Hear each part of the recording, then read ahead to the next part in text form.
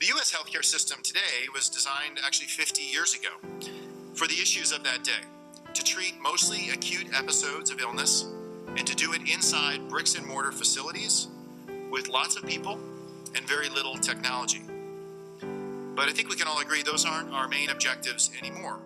So, David Ricks, what is the objective of the U.S. healthcare system today, and how does it play a role in the American experience? In the article, Americans Remain Dissatisfied with Healthcare Costs by Hart and Jones, a Gallup poll discusses how 20% of Americans are satisfied with healthcare costs, 34% say healthcare coverage is excellent or good, and 25% say the cost is the top health problem in the U.S., while 22% say access is the problem. These are not very optimistic views, so what is good about the healthcare system? Well, although expensive, healthcare is constantly growing and making innovations towards new technology. As a registered nurse who works with dialysis patients, Mrs. Burion can give us a new and unique perspective on American healthcare and enlighten us on both the expenses and the innovations that come with it. Oh, a lot. So many changes and so many new medications. We used to give a lot of chemotherapy inpatient. Now people get the biotherapy. They can get pills to take home. They don't really come into the hospital anymore. Oh yes. They go with the modern technology, everything, like we have internet everywhere, using gadgets everywhere. They try to grow with that. So they even do mobile consulting. Yes, they do. And people have to pay a lot of out of pocket to be able to get the care that they need. So as we can tell, even people that work within the healthcare industry understand that there are both pros and cons to the healthcare system in America. These large costs have become an issue in the pharmaceutical industry as well, especially when it comes to drug pricing. About a quarter of Americans surveyed say that they've had trouble paying for their prescription drugs. $20 million to produce a drug, so if you're selling that for $10 a pill and earning back $5 million, let's say, or a little bit more than that, you're not going to be able to produce it profitably. Pharmaceutical companies are legally required to represent the best interests of their shareholders.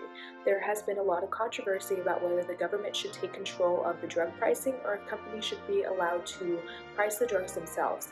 In recent years, a lot of companies have seen major drug pricing increases, such as Daraprim, which went from a few dollars a pill to $750. When the representatives of Daraprim were asked to show up to Congress and they were asked to speak, one of the representatives just smugly looked at the congressman and invoked his Fifth Amendment rights at any question that was asked. Do you think you've done anything wrong? On the advice of counsel, I invoke my Fifth Amendment privilege against self-incrimination and respectfully decline to answer your question. The other representative was put under attack for drug pricing, and she also shared her side of the story on why pharmaceutical companies should be allowed to raise their prices. The wholesale list price of a drug is not the same as the price paid by patients, hospitals, health plans, or government programs. To our knowledge, no patient needs to pay $750 per pill for Daraprim. We also obtained an interview from a local pharmacist named Dhani&Annabelle on her thoughts on the issue.